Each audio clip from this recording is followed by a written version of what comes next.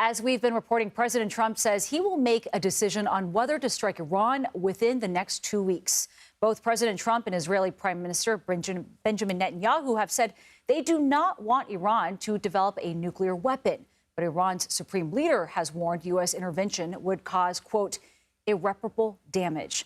Robert Pape joins us now. He's a professor of political science at the University of Chicago, as well as the author of the book Bombing to Win, Air Power and Coercion in War. So the right person to talk to about all of this. Thank you very much for joining us. Where in Iran is the U.S. most likely to strike should it choose to intervene?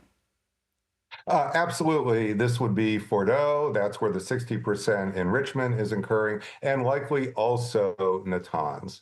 But I want to emphasize that it is probably too late for air power alone to do the job. And you're seeing that Israel already knows it can't do the job alone. But even with America, there's a big problem. And the big problem is the size of the nuclear stockpile of enriched material that Iran has.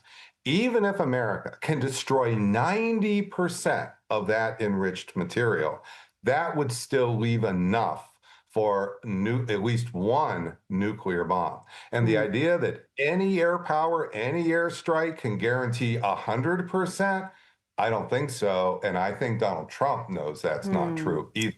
And that's what's going on here. And what's going on is he's looking at other options. Can you send commandos in? These people could be killed on the spot and probably extremely risky missions. So this is what's going on. The 2 weeks is not just about Iran and getting into the negotiating table. Is there any way to use military force to knock this thing out? Again, even 90% isn't going to do it. And this is a big problem because you then have a nuclear, Iran is now an extremely angry rat with nuclear teeth. Oh, that is one very strong metaphor to put it there, Robert. If the U.S. does go after, though, Iran's nuclear sites, what options does Iran have to retaliate? What could it potentially do? It has a lot of retaliation. They're already signaling they will attack American bases. The number one thing, however, they're probably going to do is covertly sprint to that nuclear weapon. That is, the attack will cause nuclear breakout, and we're not going to be able to see it coming. And that is the real danger zone we're moving into. You see, people are focusing on the things they can see and maybe then counteract.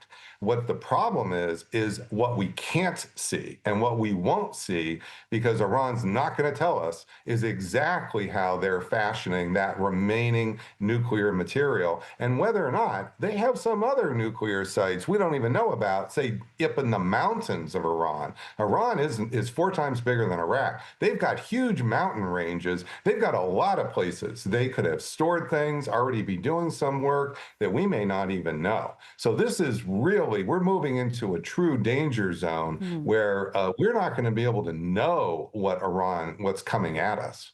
Of course, this isn't happening in a vacuum. There are so many players involved here. How much control would Iran have over potential reaction from proxy groups like the Houthis in Yemen? The problem here is people will be inspired, their proxies will be inspired on their own. And I've already seen that with the Israeli strikes, they are degrading Iran's command and control. They're deliberately weakening the ability of Iran, not just to give these proxies the green light, but to call them off.